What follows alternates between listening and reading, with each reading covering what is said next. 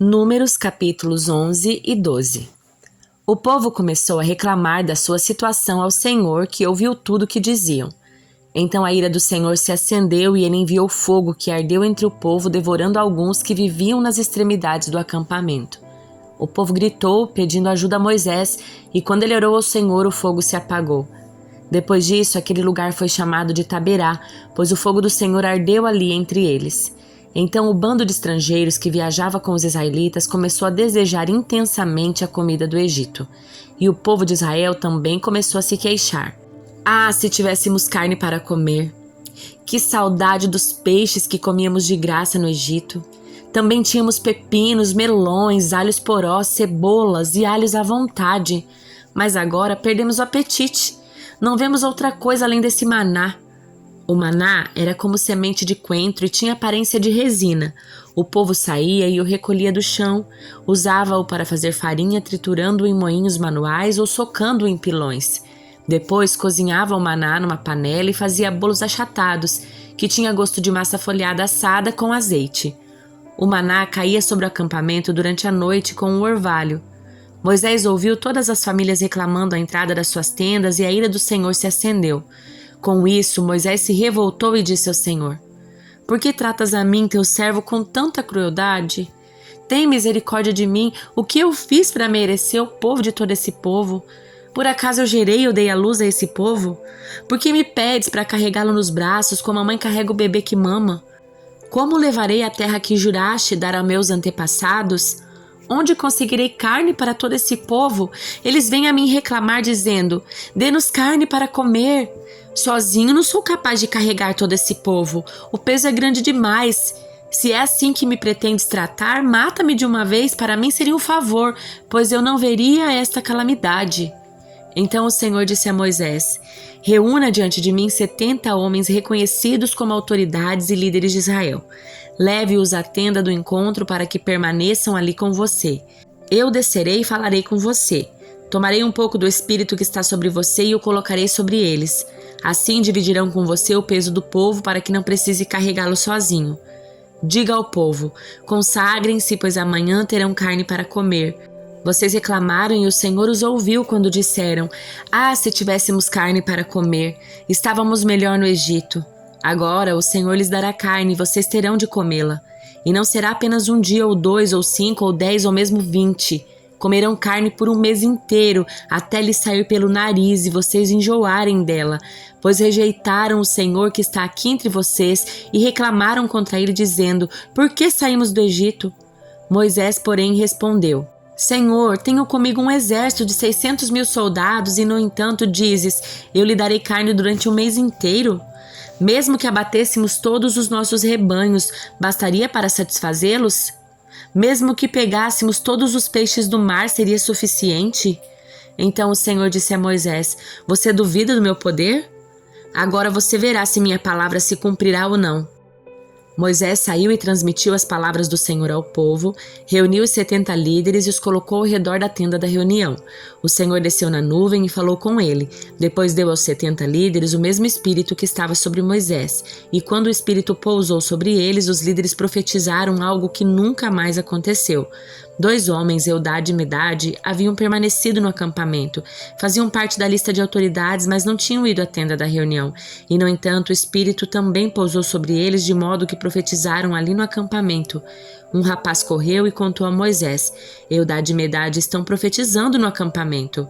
Josué, filho de Num, que desde jovem era auxiliar de Moisés, protestou: Moisés, meu senhor, faça-os parar. Moisés, porém, respondeu: Você está com ciúmes por mim? Que bom seria se todos do povo do Senhor fossem profetas e se o Senhor colocasse seu espírito sobre todos eles. Então Moisés voltou ao acampamento com as autoridades de Israel. O Senhor mandou um vento que trouxe codornas do lado do mar e as fez voar baixo por todo o acampamento. Numa área de vários quilômetros em todas as direções, voavam a uma altura de quase 1 metro do chão. O povo saiu e pegou codornas durante todo aquele dia, toda aquela noite e todo o dia seguinte. Ninguém recolheu menos de 10 cestos grandes. Em seguida, espalharam as codornas por todo o acampamento para secá-las, mas enquanto ainda se empanturravam com a boca cheia de carne, a ira do Senhor se acendeu contra o povo e ele os feriu com uma praga terrível. Por isso aquele lugar foi chamado de Quibrote Atavá, pois ali sepultaram o povo que cobiçou a carne do Egito. De Quibrote Atavá, o povo viajou para Azerote, onde ficou algum tempo. Miriam e Arão criticaram Moisés porque ele havia se casado com uma mulher cuxita. Disseram: acaso o Senhor fala apenas por meio de Moisés? Também não falou por meio de nós? E o Senhor ouviu isso. Ora, Moisés era muito humilde, mais que qualquer outra pessoa na terra. No mesmo instante, o Senhor chamou Moisés, Arão e Miriam e disse: vão à tenda do encontro, vocês três. E eles foram para lá. Então o Senhor desceu na coluna de nuvem e parou à entrada da tenda do encontro. Arão e Miriam? Chamou ele. Os dois se aproximaram, e o Senhor lhes disse: ouçam o que eu vou dizer. Se houver profeta entre vocês, eu, o Senhor, me revelarei em visões, falarei com ele em sonhos.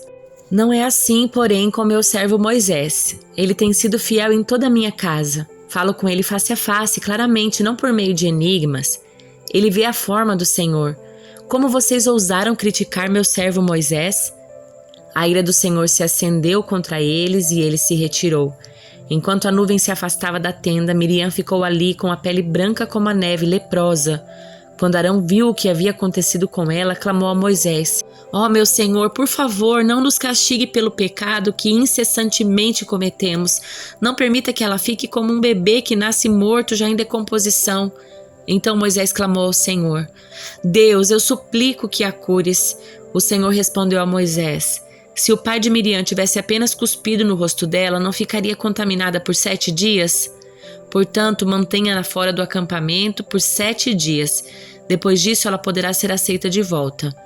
Miriam foi mantida fora do acampamento por 7 dias e o povo esperou até ela ser trazida de volta para seguir viagem.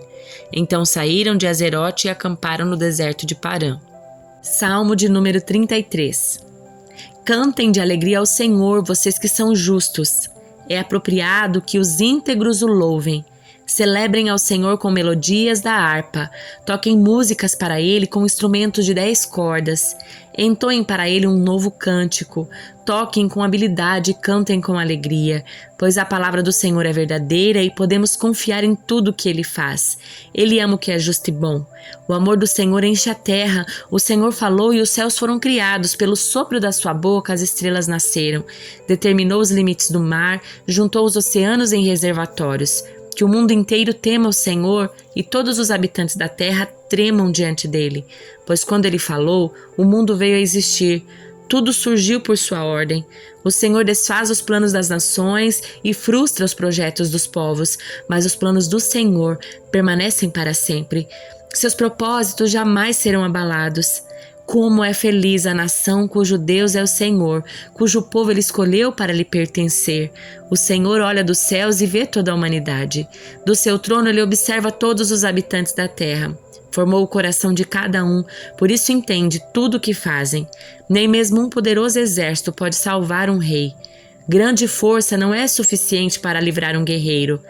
Não confie em seu cavalo de guerra para obter vitória. Apesar de toda a sua força, ele não é capaz de salvá-lo. O Senhor, porém, está atento aos que o temem, aos que esperam por seu amor. Ele os livra da morte e os conserva com vida em tempos de fome. Nossa esperança está no Senhor. Ele é nosso auxílio e nosso escudo. Nele nosso coração se alegra, pois confiamos em seu santo nome. Que o teu amor nos cerque, Senhor, pois só em ti temos esperança. Evangelho de Lucas, capítulo 21. Estando Jesus no templo, observava os ricos depositarem suas contribuições na caixa de ofertas. Então uma viúva pobre veio e colocou 2 moedas pequenas. Jesus disse: eu lhes digo a verdade, esta viúva pobre deu mais do que todos os outros. Eles deram uma parte do que lhes sobrava, mas ela em sua pobreza deu tudo o que tinha. Alguns dos seus discípulos começaram a falar das pedras magníficas e das dádivas que adornavam o templo. Jesus, porém, disse: virá o dia em que essas coisas serão completamente demolidas. Não restará pedra sobre pedra. Então eles perguntaram: Mestre, quando isso tudo vai acontecer? Que sinal indicará que essas coisas estão prestes a se cumprir? Ele respondeu: não deixe que ninguém os engane. Pois muitos virão em meu nome dizendo: eu sou o Cristo, e afirmando: chegou a hora, mas não acreditem neles. E quando ouvirem falar de guerras e rebeliões, não entrem em pânico. Sim, é necessário que essas coisas aconteçam primeiro, mas ainda não será o fim.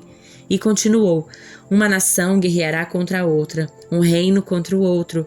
Haverá grandes terremotos, fome, pestes em vários lugares e acontecimentos terríveis e grandes sinais nos céus.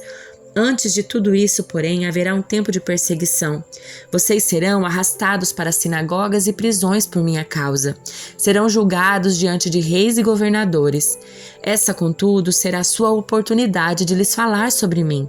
Mais uma vez lhes digo que não se preocupem com o modo como responderão às acusações contra vocês, pois eu lhes darei as palavras certas e tanta sabedoria que seus adversários não serão capazes de responder nem contradizer. Até mesmo seus pais, irmãos, parentes e amigos os trairão e até matarão alguns de vocês. Todos os odiarão por minha causa, mas nenhum fio de cabelo da sua cabeça se perderá. É pela perseverança que obterão a vida.